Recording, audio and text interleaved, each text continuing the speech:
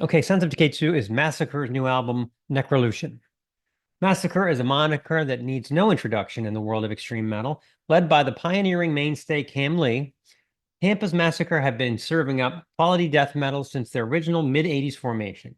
Over the years, the quality of the band's output, Necrolution is their fifth full-length, it has been consistent, although Lee's presence on the records seems to make a big difference in quality, particularly since the list of lineup changes over the years has more pages than the menu at the Cheesecake Factory.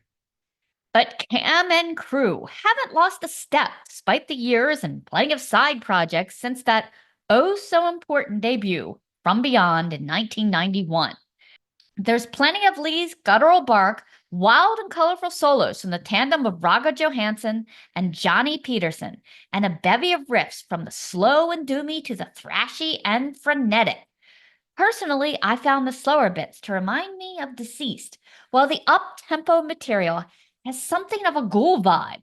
Both monikers I could listen to all day and often have. It's sort of chock-full short songs, 16 tracks that span 45 minutes with colorful titles like In the Lair of Legacy Leeches. Apparently we are using Leeches 95 instead of the latest version. Need an upgrade there.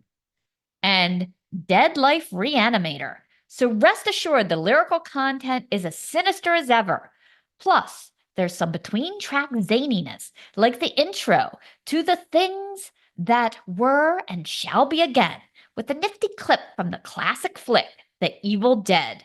The track is no slouch, rocketing along with high-speed riffing and Kam woofing savagely behind drummer John Rudin's occasional blast beats. Lee shows off a bit more of his witch cackle in Shriek of the Castle Freak, a hard-pan Slayer-style speedball frosted with screams that may loosen the fillings in your teeth. There's a bit of a sci-fi vibe to The Color Out of Space, an apocalyptic tale of a crash-landed meteor that turns out to be an all-consuming force, which has got to be a major bummer for all people involved. Best part on this one is the harmonized melodies Johansson and Peterson weave dramatically over the chuggy rhythm. Perhaps they're not the most prolific of death metal artists, but fans that lost interest during the Kam-free years would be best served to check out Necrolution, as these guys are still capable of inducing headbangers' delight on many levels. So let's play a song. This is Shriek of the Castle Freak.